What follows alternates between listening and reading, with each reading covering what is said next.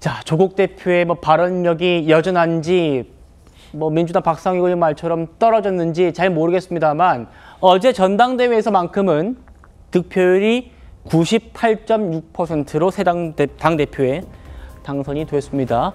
이걸 두고 이제 진중권 교수가 한마디 남겼는데 1978년 통일주체 국민회의 때 박정희 단독 후보에서 그때 득표율이 99.996이었다.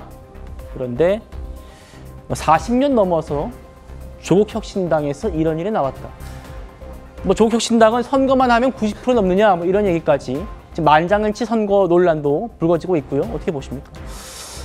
조국혁신당이 어떻게 보면 태생적으로 조국 대표를 중심으로 해서 만들어진 정당 아니겠습니까? 그러다 보니까 이번 당대표 선거에도 단독 후보로 나올 수밖에 없었던 그런 사정이 있는 것 같아요.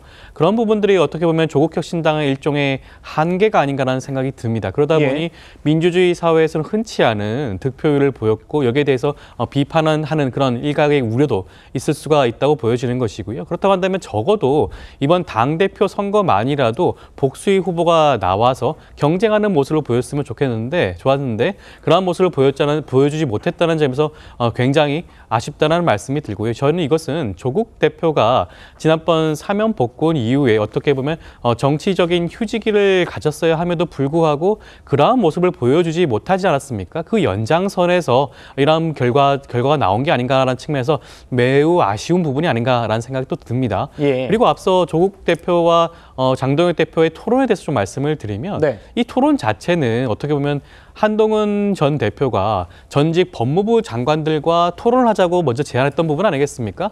아마 한 전 대표의 입장에서는 굉장히 아쉬울 거예요. 본인이 판을 벌였는데 결과적으로 그 과실은 지금 두 당의 대표만이 얻는 그런 형국이기 때문에 그런 부분 불만이 있을 수 있는데 저는 토론회 자체가 불필요하다는 말씀을 좀 드리고 싶은 부분이 기본적으로 이것은 토론의 대상이 되지 않는 건 맞습니다. 아마 평행선을 달릴 수밖에 없는 결론일 거예요. 항소를 자제하느냐, 이것을 자제하지 않아야 되느냐 이런 주장 자체는 이미 검찰총장 권한대행 입장에서 이미 결론을 낸 사안입니다. 검찰총장 권한대행이 본인의 그런 지휘 통해서 항소를 하지 않는 결론을 내렸죠. 법무부의 이런 일각의 의견이 있긴 했지만 그것이 어떻게 큰 문제가 될 수가 있겠고 이것이 정당 대표들 간의 토론의 장이 될 수가 있겠습니까? 정당 대표들 간의 토론의 장이라고 한다면 정책이라든가 개혁 법안이라든가 민생이라든가 이런 것들을 토론의 장으로 둬야 되는 것이 이런 부분들에 대해서 토론의 주제로 삼는 것 자체가 저는 큰 문제가 아닌가 생각이 듭니다. 알겠습니다. 대장동 항소 포기는 당 대표들의 토론 주제로 적합하지 않다.